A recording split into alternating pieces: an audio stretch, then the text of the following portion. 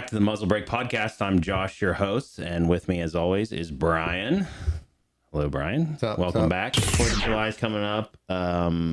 We do have another radio course on next weekend for Radio Made Easy on the 5th and 6th, I believe it is. And you can sign up for that. It might get canceled just because there's a lot of people that are out doing, things for the 4th of July and whatnot. So you can sign up, but you might end up getting bumped to the November class. But at the end of next month, we have KJ coming out for July 19th for the all women CCW class.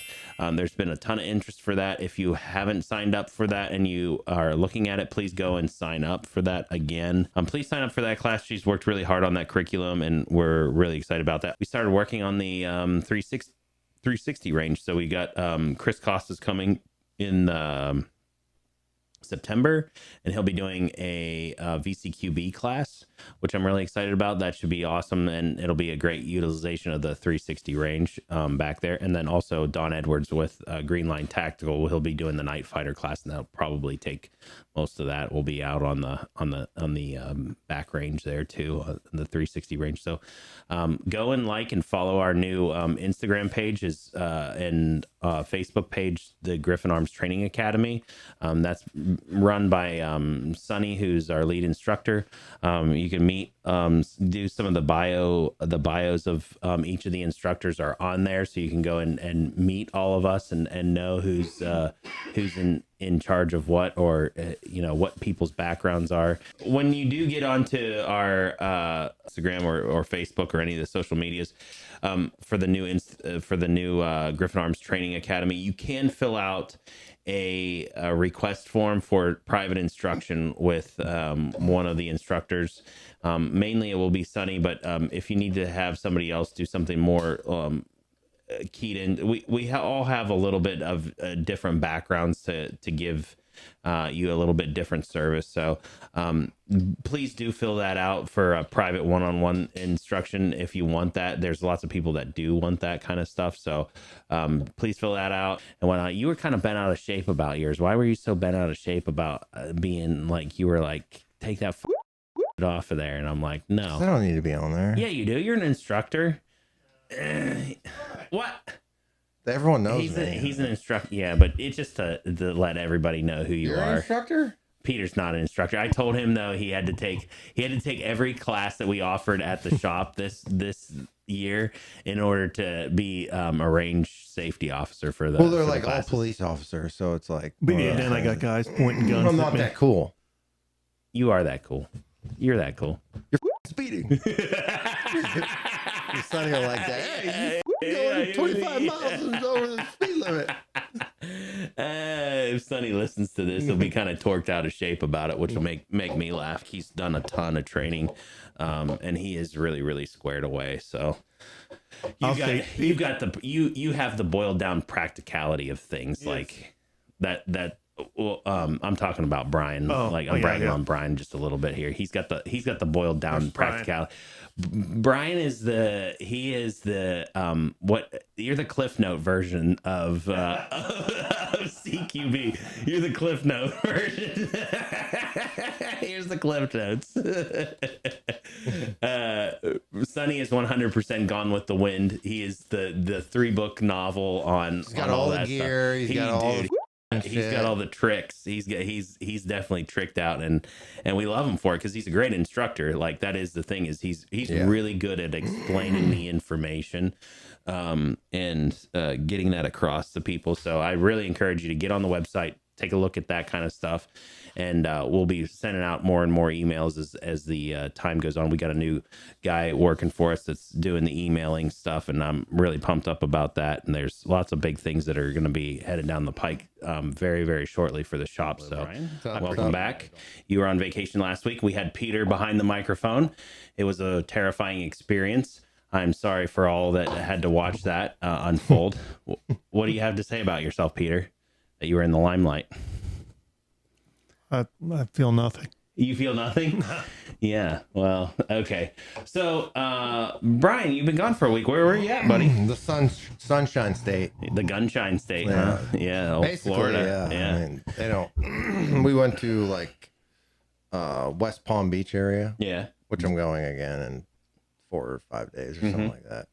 But yeah, it was nice. You're basically turning into Florida, man. Huh? I used to live there. So you're gonna start to wrestle alligators and we saw an alligator. Cook meth and canoe up to a Burger King and steal all their money. Some of these people's houses over there or down there, I don't understand where they get their money. I really don't. Yeah, it's wild, isn't it? Well, it's because they're all retired and they don't have like any responsibility. Like the one house for sale on A1A, it's like a main, I guess, road that is all the way up the coast of Florida on the water. There was a house for sale. It was like $36 million. Just $36 million. That's it. Yeah. Bring your wheelbarrow full of money. Yeah. Is Mar-a-Lago in Key West? Is that where Trump is at? Oh, I know that's where he's at. West Palm Beach. He golfs a lot around that area. I know that. Well, I know Mar-a-Lago. Where is Mar-a-Lago? Yeah. Somebody Google that. Are you talking about Key Largo? No, Mar-a-Lago. That's his big mansion that he lives at with Melania and baby boy Baron, who's gonna make you look like a WNBA player. Yeah, he's huge. He's so tall. The big one. Yeah. Peter, Brian's doing funny things, and you're not looking at the. I know. I do know that he frequents the golf. Like he's a big golfer down there. At Tiger Woods and all them. Like I said, me saying it doesn't do it justice. I don't know where.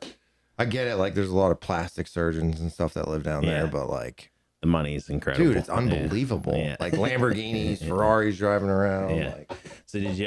The family had a good time then? Yeah, it was cool. The beach and pool, swam. Did you do any fishing or? No, we went to like this. It's called Gumbo Limbo. It's like they got like animals, sea turtles, all sorts of like stuff for the kids. Yeah, yeah. And then, like a sea petting zoo or something like that. They like rehabilitate these turtles. That one turtle got bit by a shark. And it didn't have a fin, and it was like floating around. The other turtle got caught in like a net or something like that. So they just like find these animals that are gonna die, and then bring them back to life, basically. And then we went to this other place. It was basically like a zoo, but it had like gators and all that stuff there. Yeah, it was cool. Went to like a kids science center, which is pretty cool. Yeah, that's neat. But yeah, spent most of the Yeah, time. no nude beaches though. Like no, I don't even know. The boys wouldn't, No, they wouldn't care. They would not care. They'd be like milk. Yeah. They'd be like lunch. They call like thong bikinis everywhere. Yeah, he did like it. Yeah, dude. What did he say? I seen him looking, and I'm like, "You looking at her?" No. You are a dirty dog. And what was it? I can't remember. 5-year-old pervert. I think like Key West has maybe a nude beach. I don't know. I don't know much about. I've only been to the Keys like once. Yeah. It wasn't to a nude. There beach, is a big gay population down there. Oh, for sure. Yeah. But, I mean, Florida is like. Dude, this is like crazy as shit happens down in Florida. It seems like. I know, Florida man. That's where he exists. Is Florida man. That one guy eating that guy's face on meth. Yeah, remember that? Yeah. Little bath salts. Yeah. Little sprinkle of bath salts on your morning cereal, and then you eat your dog, and then your wife's face. But I'm pretty sure it's very pro gun. Oh yeah, they literally do call that like the gunshine state. Yeah. There's a ton of opportunity down there for people that are selling. I wanted to say that guy at Shark Coast Tactical is in Florida. Shout out to that dude. He's always been a really nice guy. What? Knight's Armament is in Kel-Tec. Taurus.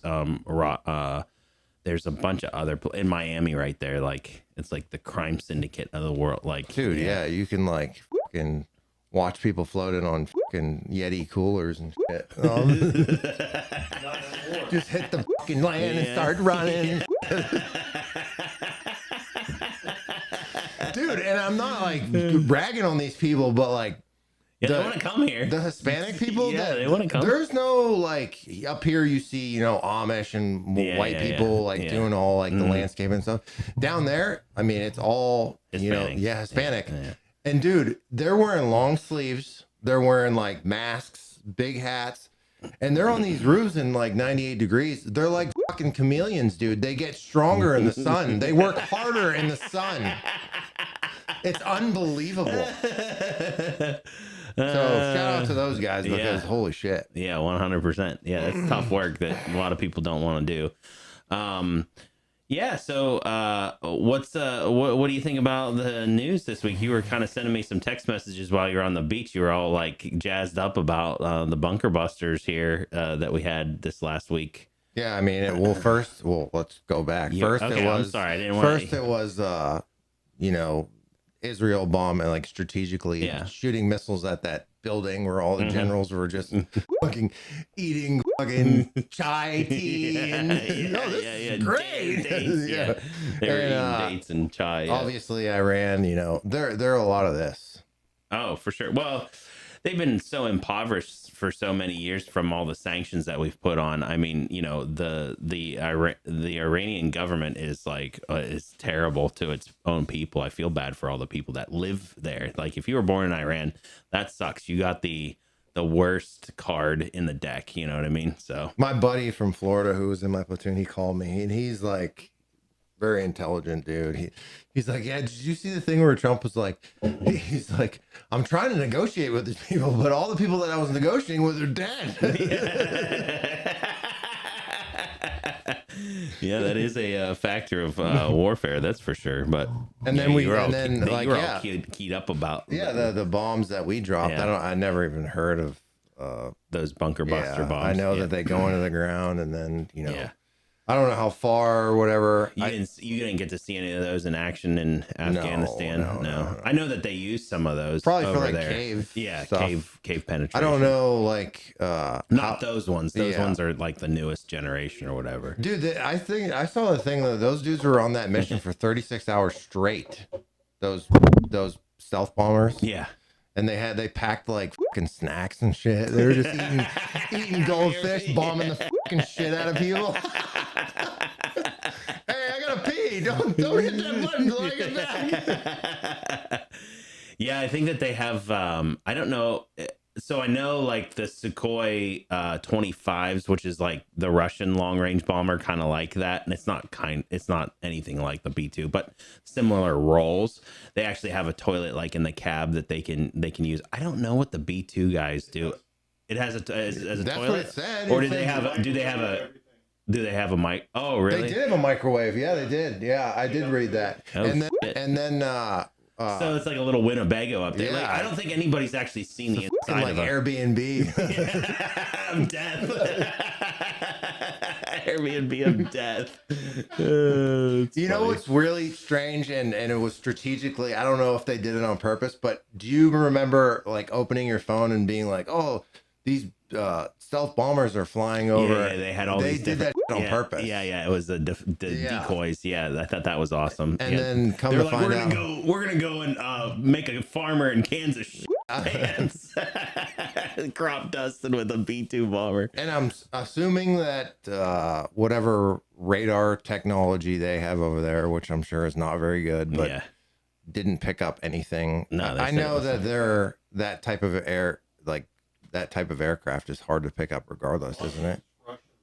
Yeah, but I mean, it's such a thin profile on like, even if they did reflect off of it, it's such a low profile aircraft. But the other thing too is I don't know what the altitude, those bunker buster bombs, you have to be like high. A crazy amount of distance from just to get all the terminal velocity on them. So because people I've seen people like, oh, they're allowed to have nuclear energy, but they had something like uranium or something. Was it? Well, the fish. it's all uranium. So it's the percentage of refinement that you have. Like you don't have to have a totally refined uranium to make a nuclear reactor. So I think it's only like 25 or 30% or something like that. And then the next jump is like 60%. 60% means, hey, we've got the intent to make weapons grade, you know, and then they got to refine it a little bit further to closer to like 80 or something like that. And once it reaches that point, then yeah, like they're not doing that for, you know, fun and to keep the Samsung running, you know what I mean? Why don't they're looking to make people glow.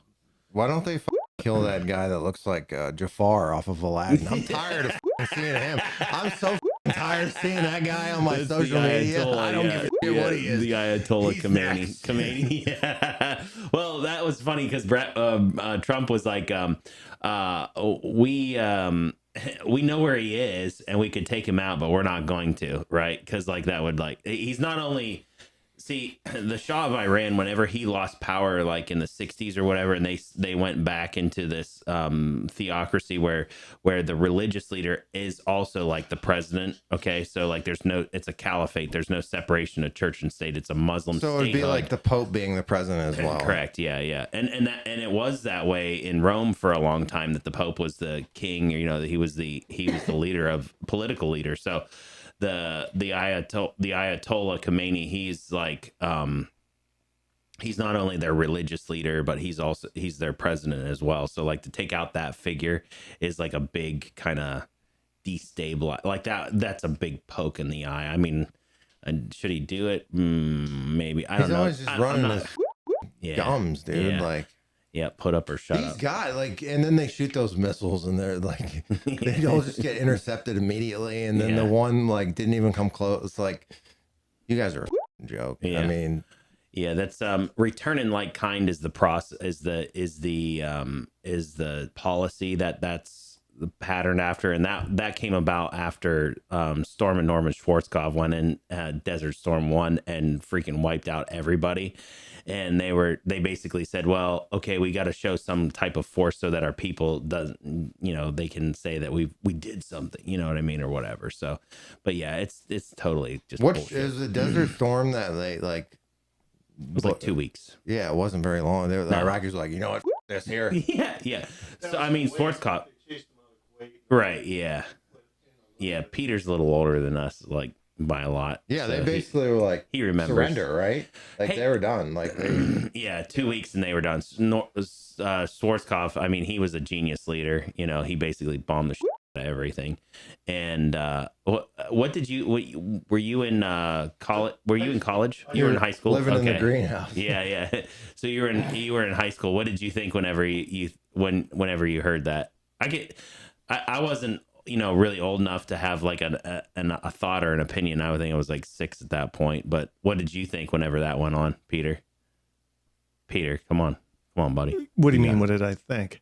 Like I mean, I can remember 9/11. I can remember exactly where I was. I was in 9th grade, geometry, and like I'm looking at the TV, and I'm like, what is going on? Like I can remember being like, what is happening? And then like people started picking up their kids, and my parents were super sensitive about the whole thing, and they're like, you're staying there. I just stayed the whole time and just got on the bus. Well, I guess I'm gonna go home, you know. I can remember people were freaking out. Caveat on that, our hotel was right next to the last restaurant they ate at.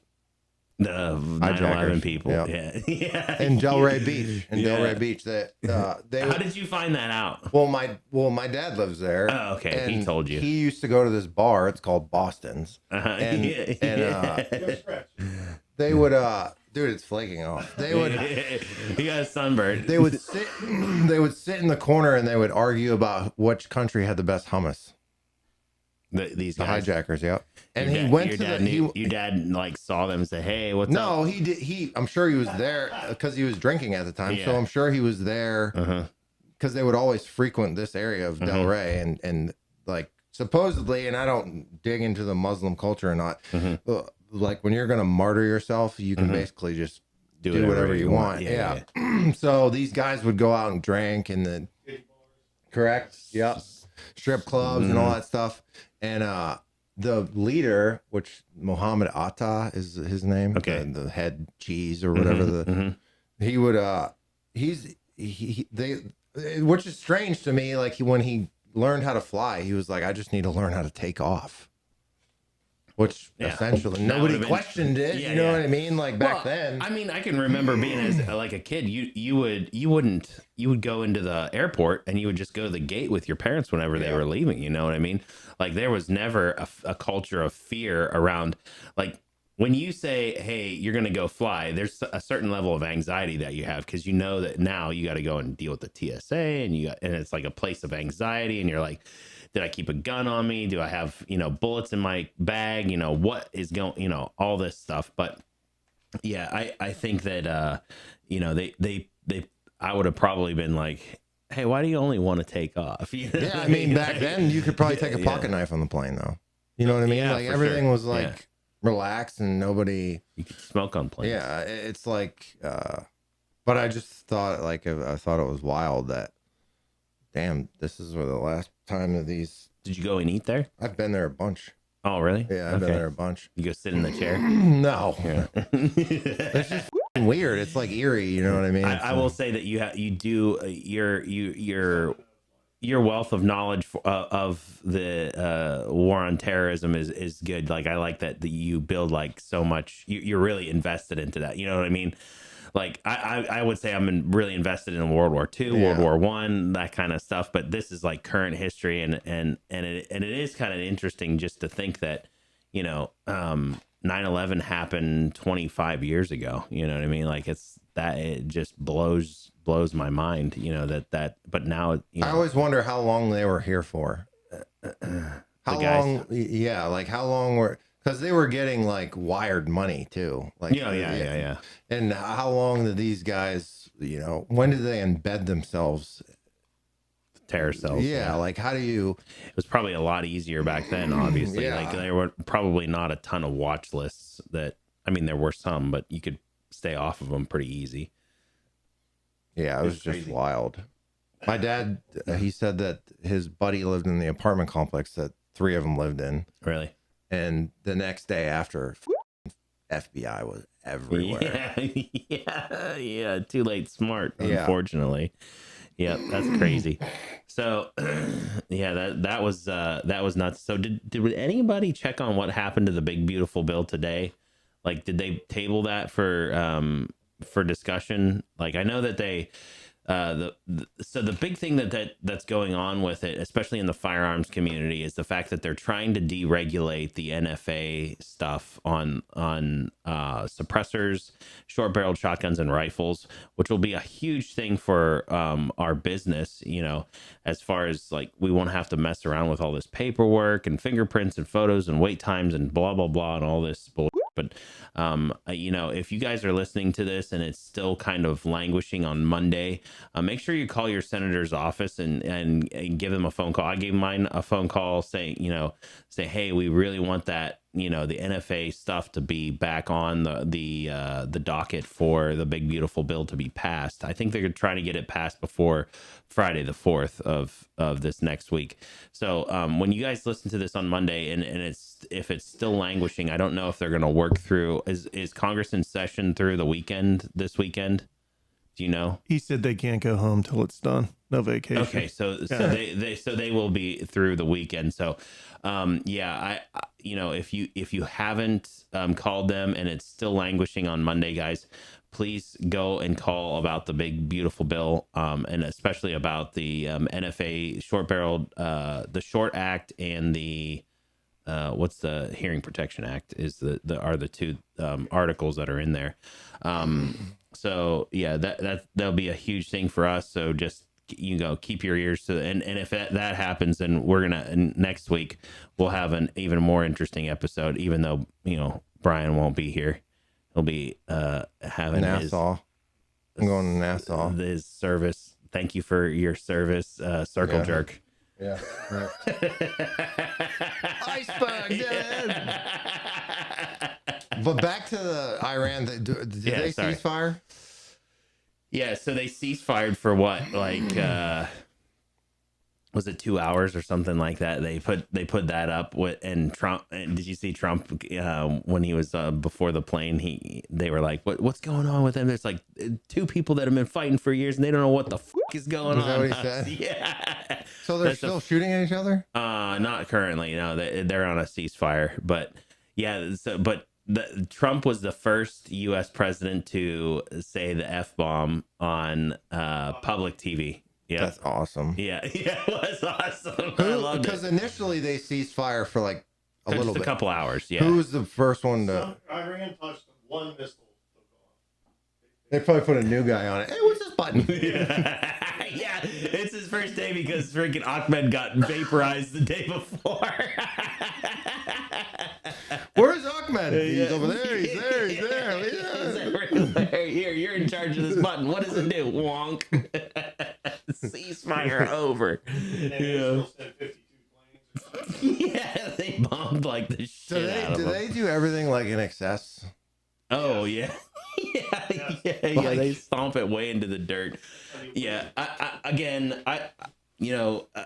I'm sure that there are people out there that are listening that won't agree with me on this because it's more of a neoconservative, idea that, we should be fighting every one of our allies' wars. I think that time is coming shortly to a close, and like if Israel wants to instigate, some kind of war, that they should kind of be on their own, because like I'm kind of tired of paying proxies shit. Dude, yeah, this proxy war shit is like we don't need to be involved in everything that goes on around the world as far as war types go. But yeah, that's just my personal opinion. But there's lots of guys that would like argue about that. Like I'm sure my parents would argue that. Peter would probably argue. He'd probably be like, no, Peter, you don't like being in proxy wars either. No. Yeah, no, because like because everybody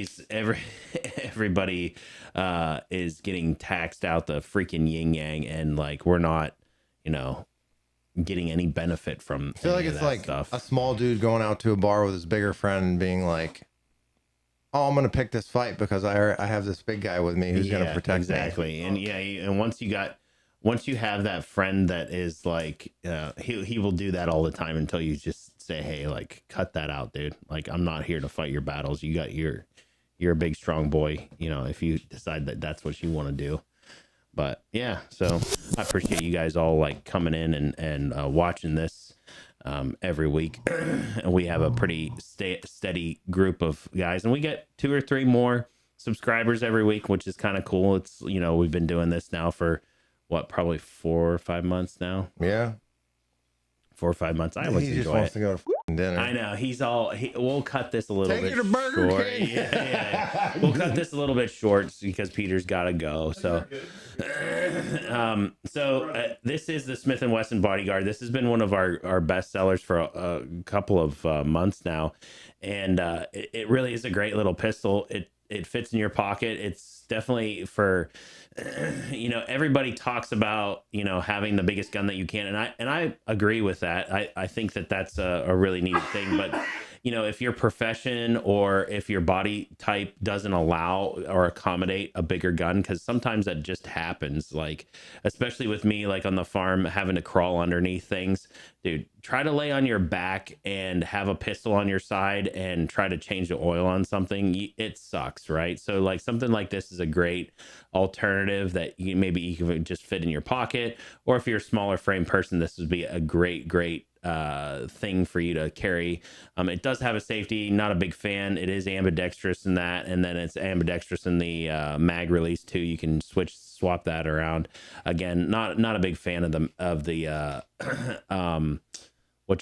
the safety on it. Forget that safety. The trigger's way more improved from that really long trigger pull that they had back in the day on the Bodyguard one. It's got some front jimping here that I really like, and it's got tritium sights too, which is nice in a low light situation. You'll be able to pick it up.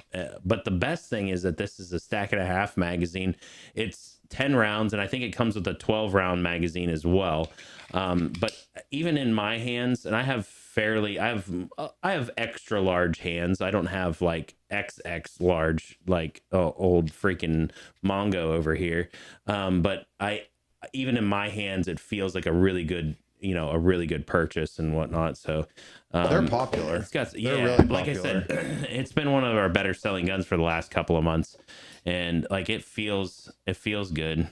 What are you gonna do, Peter? You're gonna load it up and shoot us both live on I'd say on camera. Concealed. Those are popular. Take it off my bill, the 43X is popular, and then that we sold 365. 365, and then the why am I drawing a blank here? We sold a ton of them over Christmas. They came in that package the deal. Hellcat. Yeah. Those are really popular. Yeah. I think the Hellcat's a great gun. I know lots of people are gonna just boo-hoo. They'll be like Springfield boo-hoo. They make great guns. I'm sorry, their barrel technology is great. I don't really care if you don't like what they donated to 10 years ago. In the annals of history, people are flawed. Businesses are flawed. Who gives a shit? Do they make a great product? You know what I mean? Do they stand by their product?